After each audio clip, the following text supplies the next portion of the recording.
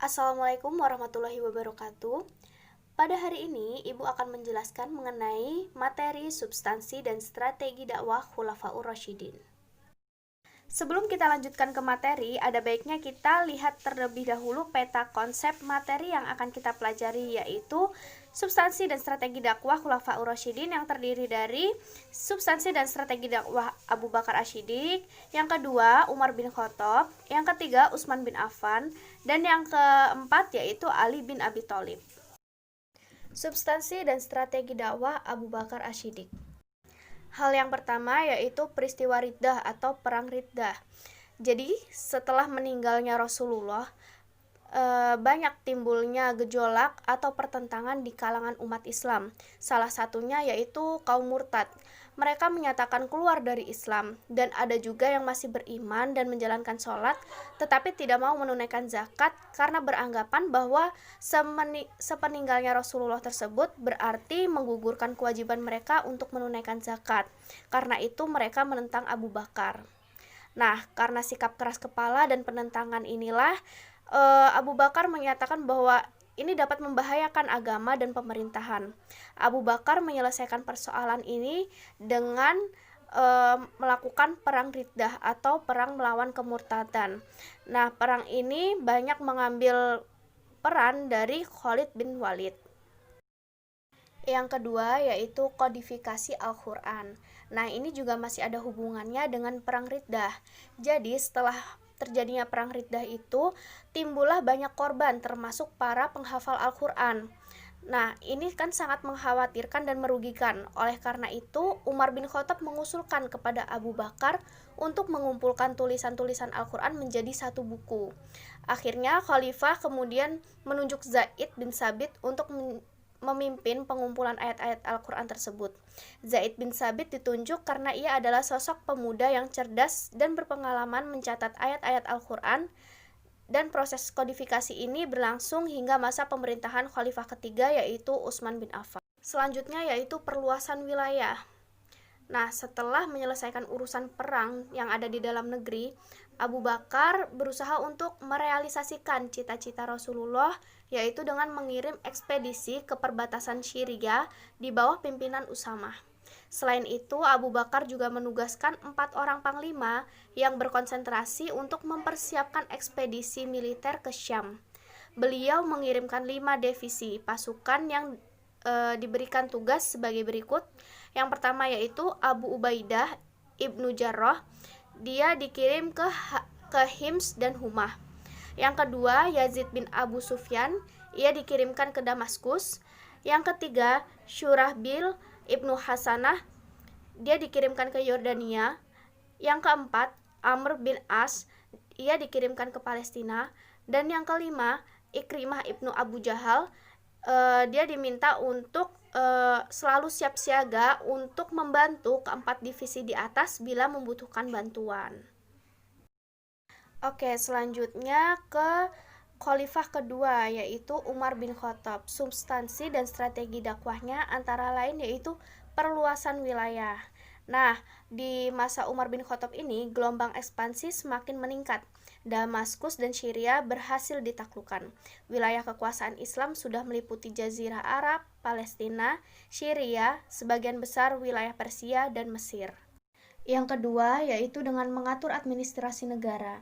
Umar bin Khattab mengatur pemerintahan menjadi 8 provinsi, yaitu Mekah, Madinah, Syria, Jazirah, Basrah, Kufah, Palestina, dan Mesir. Nah, selama masa pemerintahannya, Umar melakukan banyak reformasi secara administratif, antara lain dengan pembentukan sebagai berikut. Yang pertama, Baitul Mal sebagai lembaga yang mengurusi keuangan negara. Yang kedua, Dewan Perang. Lembaga ini dibuat untuk administrasi ketentaraan. Dan yang ketiga yaitu Umar memberikan santunan kepada seluruh rakyat berdasarkan lamanya memeluk Islam.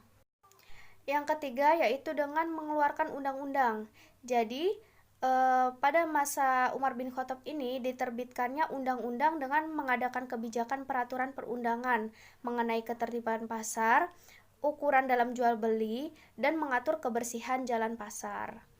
Lalu selanjutnya yaitu dengan membentuk departemen. Nah, beberapa departemen yang didirikan untuk menyokong roda pemerintahan antara lain ada jawatan kepolisian, penertiban pembayaran gaji dan pajak tanah, memisahkan lembaga yudikatif dengan eksekutif, dan departemen pekerjaan umum. Selain yang Ibu tuliskan di atas, ada lagi substansi dan strategi dakwah dari Umar bin Khattab, yaitu salah satunya ya dengan penetapan kalender Hijriyah pada sekitar tahun ke-17 Hijriah, yaitu tahun keempat kekhalifahan Umar. Ia mengeluarkan keputusan tentang aturan penanggalan dalam Islam, yaitu bahwa awal perhitungan tahun Hijriah berdasarkan hijrah Nabi ke Madinah. Yang kedua, hijrah adalah simbol titik balik kemenangan Islam. Hijrah menandai pembagian surah-surah dalam Al-Quran, dan hijrah menandai 2 periode dakwah.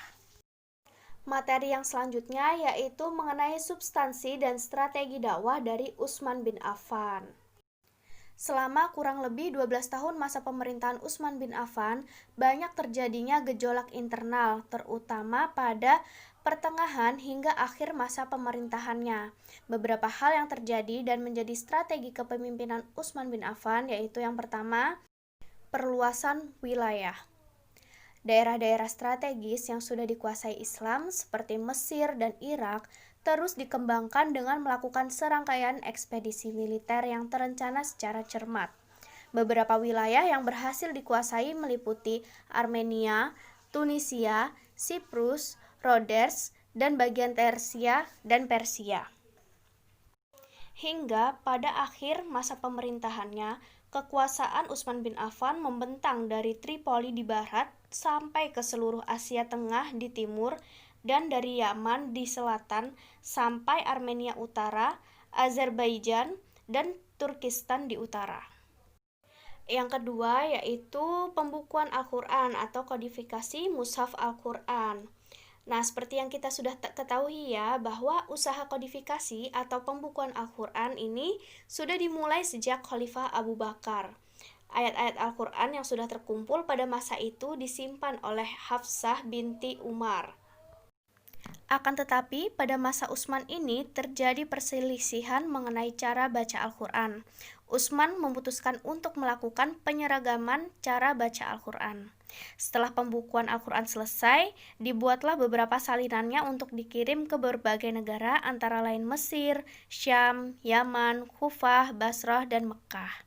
Mushaf Al-Quran yang tadi sudah diberikan kepada negara-negara lainnya dan sudah disetujui tersebut diberi nama Mushaf Utsmani. Saat itu Utsman mengharuskan umat Islam untuk menggunakan Al-Quran hasil salinan yang telah disebarkan tersebut. Sementara Mushaf Al-Quran dengan cara baca yang lainnya dibakar. Dengan demikian perselisihan berhasil untuk dihindari. Selain kedua hal yang telah Ibu tuliskan di atas, terdapat 2 hal lainnya yaitu renovasi Masjid Nabawi dan pembentukan Angkatan Laut. Materi yang selanjutnya yaitu mengenai substansi dan strategi dakwah dari Ali bin Abi Thalib. Masa pemerintahan Ali bin Abi Thalib yang singkat dihabiskan untuk meredam beberapa pemberontakan yang terjadi.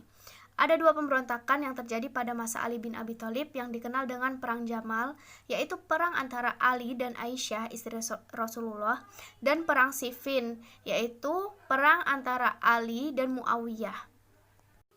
Kebijakan yang kedua yaitu dengan memecat kepala daerah yang diangkat oleh Utsman, kemudian mengirim kepala daerah yang baru yang akan menggantikan mereka.